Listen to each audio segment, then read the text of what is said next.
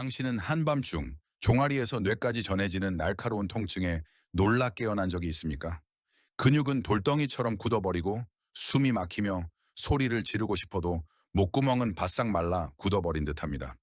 그 순간 이것이 단순한 쥐가 나는 것인지 아니면 곧 닥칠 뇌졸중의 전조인지조차 구분할 수 없게 됩니다. 어떤 사람들은 이렇게 말합니다. 쥐 나는 게 뭐 대수야, 몇 분만 참으면 지나가. 하지만 응급실에서 45년 넘게 일한 한 의사는 수없이 많은 장면을 목격했습니다. 무해해 보이던 그 쥐가 인생의 비극으로 이어지는 순간들을 말입니다. 이른이 넘은 한 여성이 한밤중 종아리 통증으로 응급실에 실려왔습니다. 모두들 수액을 맞으면 괜찮아질 거라 생각했죠. 그러나 초음파 결과는 달랐습니다. 다리 혈관이 이미 막혀 있었던 겁니다. 몇 시간만 더 늦었더라면 그 혈전은 폐로 흘러 들어가 그녀의 목숨을 앗아갔을 것입니다. 그 두려움은 결코 먼 이야기가 아닙니다. 바로 지금 당신의 몸속에도 숨어 있다가 단 하룻밤 만에 폭발할 수 있습니다. 몸은 때로는 아주 섬세하게, 때로는 너무도 거칠게 경고 신호를 보냅니다. 단 몇십 초 남짓한 짧은 통증이지만 그 뒤에는 근육 노화, 혈관의 막힘, 우리가 무심코 지나친 조용한 변화를 알리는 신호가 숨어 있을 수 있습니다. 상상해 보십시오. 깊은 잠에 빠져 있던 당신이 갑작스러운 격통에 벌떡 일어나고 식은땀이 쏟아지고 심장이 미친 듯이 뛰는 순간을 그때 얼마나 자꾸 무력하게 느껴지는지요. 진통제도 곁에서 지켜주는 의사도 없습니다. 오직 몸을 조여오는 고통과 머릿속에 메아리 치는 질문뿐입니다. 이것이 내 몸이 보내는 마지막 경고일까? 그 의사는 이렇게 말했습니다. 한 번의 쥐남은 죽음의 입맞춤일 수도 있다. 그러나 동시에 모든 것을 바꿀 수 있는 기회이기도 하다. 수백 명의 환자를 지켜보며 누군가는 그 신호를 무시하고 대가를 치렀고 누군가는 제때 깨닫고 스스로를 구해냈습니다. 그렇다면 무엇이 그 차이를 만들까요? 어떻게 단 3초의 간단한 동작으로 고통을 멈추고 심지어 비극까지 예방할 수 있을까요? 한밤중의 쥐남, 겉보기에 단순히 몇 분의 통증으로 끝나는 사소한 일처럼 보일 수 있습니다.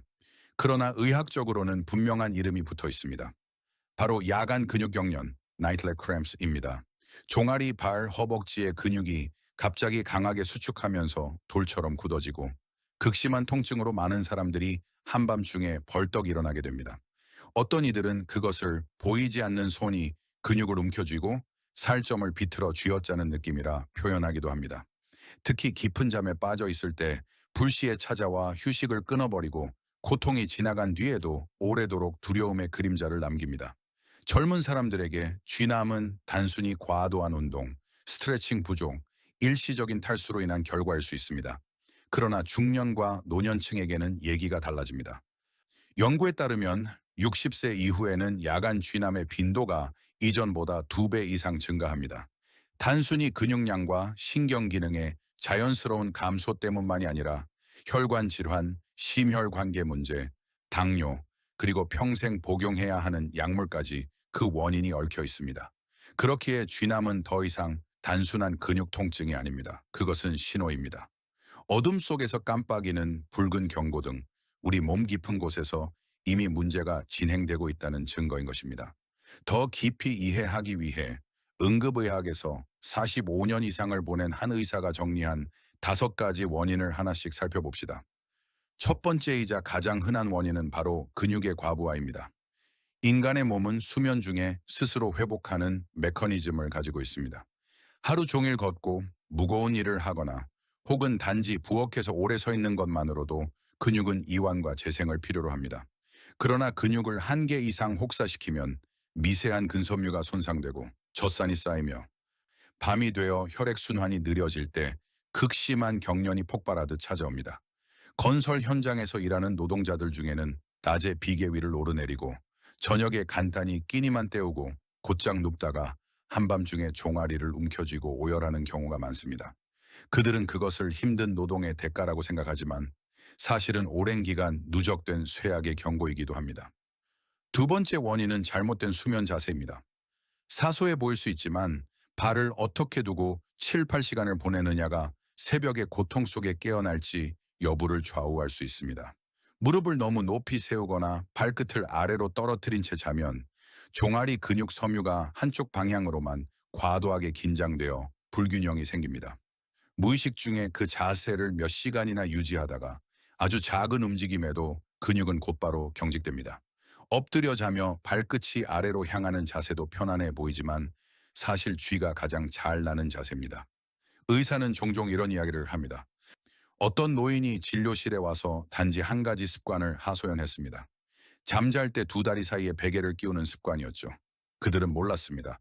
바로 그 베개가 근육을 서서히 단축시키고 결국 밤중 경련을 유발한다는 사실을. 세 번째 원인은 수분 부족과 전해질 불균형입니다.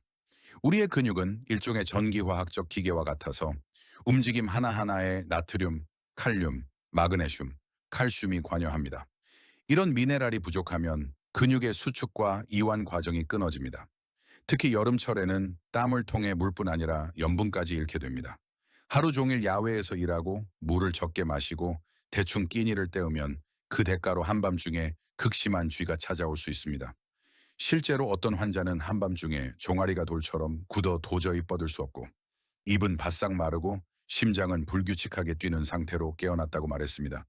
모든 것은 단 한 가지, 물을 충분히 마시지 않고 제때 전해질을 보충하지 않은 것에서 비롯되었습니다.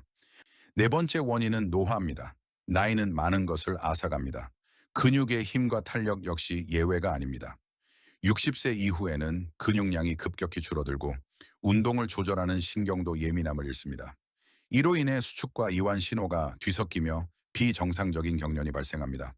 그렇기에 나이가 많을수록 젊은 사람들보다 쥐가 더 자주 생깁니다. 이것은 죽음을 의미하지는 않지만 누구도 피할 수 없는 냉혹한 현실이며 관리하지 않으면 작은 통증이 점점 잦아질 수밖에 없습니다. 다섯 번째 원인은 약물과 관련이 있습니다. 노인들이 매일 복용해야 하는 많은 약들, 심장병 환자를 위한 이뇨제, 혈압약, 콜레스테롤 억제제 등은 모두 전해질 균형과 근육의 기능에 부작용을 일으킬 수 있습니다. 실제로 72세의 한 환자는 새로운 약으로 바꾼 뒤 매일 밤 쥐가 나기 시작했다고 털어놓았습니다. 처음에는 노화 때문이라 생각했지만 검진 후 약의 용량을 조절하자 통증은 사라졌습니다. 이는 우리 몸이 언제나 자연스럽게 약해지는 것이 아니라 때로는 바로 그 약물이 숨은 범인일 수 있음을 보여줍니다.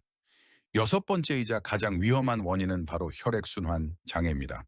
혈관이 막히면 근육을 살리는 혈류가 원활하지 못해 산소와 영양분이 충분히 공급되지 않습니다. 그러면 근육은 극심한 경련으로 반응하며 이는 일종의 살려달라는 신호입니다. 실제로 65세 남성이 단순히 밤중에 종아리에 쥐가 난 것을 계기로 진료를 받았고 결국 다리 동맥이 심각하게 막혀 있다는 사실을 알게 되었습니다. 만약 제때 발견하지 못했다면 그는 다리를 절단해야 할 위기에 놓였을지도 모릅니다. 응급실에서는 이런 사례가 결코 드물지 않습니다. 이는 쥐남이 단순한 증상이 아니라 몸이 보내는 비상 경고음일 수 있음을 보여줍니다. 이 모든 원인을 듣고 나면 불안하거나 심지어 두려움을 느낄 수도 있습니다. 그러나 기억해야 할 것은 바로 이런 이해가 상황을 통제할 수 있는 열쇠라는 사실입니다. 몸은 모든 신의 이유를 담고 있으며 그 이유를 알게 되면 우리는 해결책을 찾을 수 있습니다. 다른 측면에서 실제로 그 고통을 겪은 사람들의 경험을 살펴봅시다. 어느 80세 노인은 매일 밤 종아리 통증 때문에 수십 분간 다리를 주물러야 했고 손바닥에는 굳은 살이 박일 정도였습니다. 그는 단순히 나이 들어서 그렇다라고만 생각했습니다.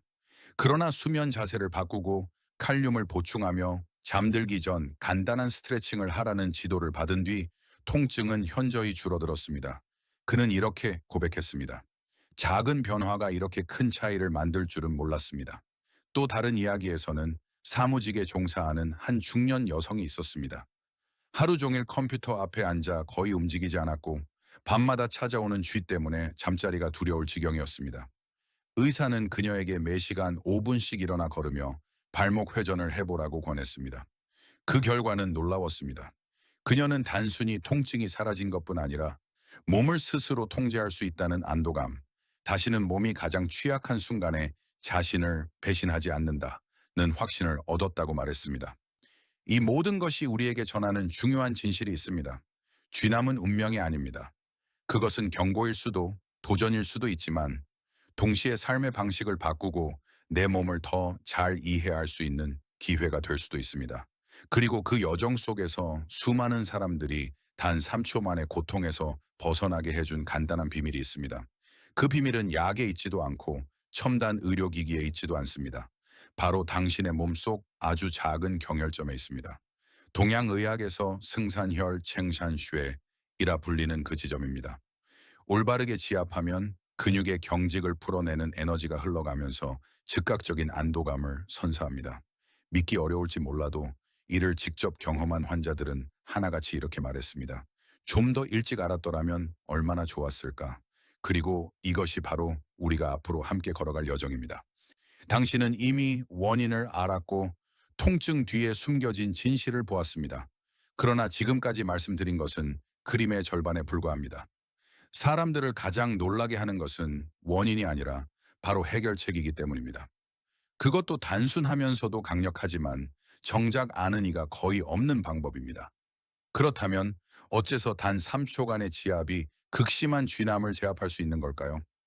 그리고 더 중요한 것은 그것이 어떻게 그 통증 뒤에 숨어 있는 치명적인 위험까지 막아낼 수 있는가 하는 점입니다.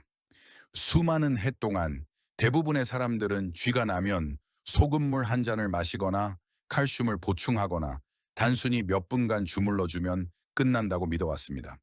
심지어 일부 젊은 의사들조차도 환자들에게 그렇게 조언하며 그것을 나이 들어 생기는 당연한 현상쯤으로 여겼습니다. 그러나 응급실에서 45년을 보낸 한 의사가 밝힌 진실은 전혀 달랐습니다. 그는 이렇게 말했습니다. 그 모든 방법은 절반의 진실일 뿐, 뿌리는 두고 가지 끝만 다루는 것이라고. 그래서 수많은 환자들이 여전히 긴 밤을 고통 속에서 보내야 했던 것입니다. 전환점은 의외로 단순한 발견에서 시작되었습니다. 종아리 뒤쪽 굵고 강한 근육 섬유가 교차하는 지점에 승산혈 챙산쉐이라 불리는 경혈이 존재한다는 사실입니다. 동양의학에서는 오래전부터 근육을 이완시키고 혈류를 조절하는 중요한 자리로 알려져 왔습니다. 그러나 이 지점을 실제 응급실에서 적용해보기 전까지 그는 그 힘이 얼마나 강력한지 몰랐습니다.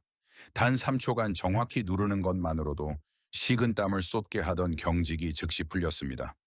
몇 분 뒤가 아니라 약을 먹고 난 뒤도 아니라 바로 그 순간 환자 곁에서 그 대표적인 사례가 있습니다. 75세의 한 노부인이 있었습니다.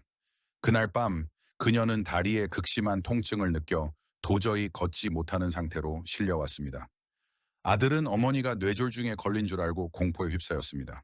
그러나 진찰 결과 그것은 심한 근육 경련이었습니다. 의사는 승산혈을 눌러보았습니다.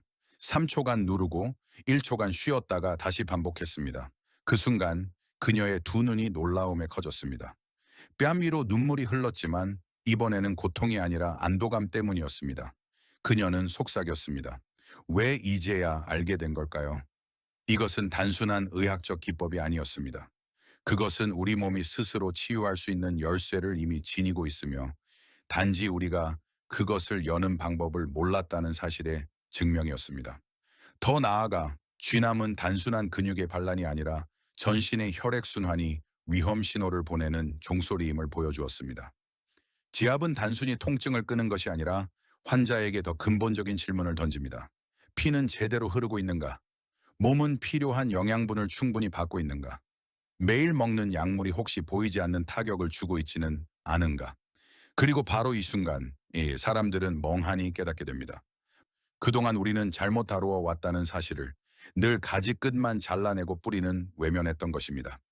만약 이 밤의 통증이 몸이 보내는 마지막 경고라면 단 3초의 승산혈 지압은 안전과 비극을 가르는 경계가 될 수 있습니다. 그러나 진짜 전환점은 아직 오지 않았습니다. 비록 지압으로 한 번의 통증을 막을 수 있다 해도 몸이 보내는 메시지를 무시한다면 어떻게 될까요? 그 답은 바로 질병의 어둠 속에 있습니다. 쥐남은 단지 빙산의 일각일 뿐 그 아래 숨어있는 거대한 덩어리가 진짜 위험입니다. 그리고 그것이야말로 우리가 다음에서 마주해야 할 진실입니다. 냉혹하지만 많은 이들이 외면하는 진실이 있습니다. 야간 쥐남은 단순히 스쳐 지나가는 근육 통증이 아닙니다.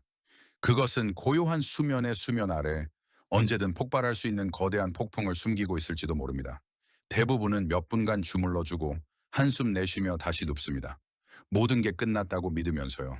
그러나 수천 건의 환자를 직접 지켜본 응급의학 의사는 잘 알고 있습니다. 그것이 종종 비극의 연쇄의 시작에 불과하다는 것을 상상해 보십시오. 예순이 넘은 한 남성이 새벽 3시 극심한 종아리 통증에 잠에서 깹니다. 그는 참고 견디며 다리를 주무르고 물을 조금 더 마십니다. 통증은 서서히 잦아들고 그는 다시 잠을 청합니다. 하지만 단 이틀 뒤 그는 계단 위에서 갑자기 쓰러졌습니다. 얼굴은 창백했고 숨은 가빠졌습니다. 검사 결과 다리 정맥에서 생긴 혈전이 폐로 이동해 치명적인 폐색전을 일으킨 것이었습니다. 조금만 더 일찍 주의를 기울였다면 단순한 건강검진 하나로도 이 비극을 막을 수 있었을지 모릅니다. 그러나 그는 몸이 두드린 첫 신호를 무시했습니다. 그저 나이 들어 생기는 쥐라고 치부하면서 반복되는 근육 경련, 특히 낮에도 나타나기 시작한다면 말초 혈관 질환의 신호일 수 있습니다. 혈액이 충분히 흐르지 않을 때 몸은 경직으로 경고합니다. 그 신호를 무시할수록 혈관은 더 손상되고 막힐 위험은 커집니다.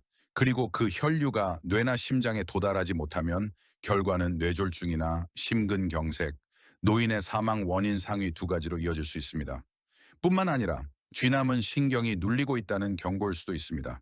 노년층에게 흔한 추간판 탈출증, 척추관 협착증이 바로 그것입니다. 하지만 반복되는 쥐남과 함께 마비 저림, 근력 약화가 동반될 때에야 비로소 문제를 인식합니다.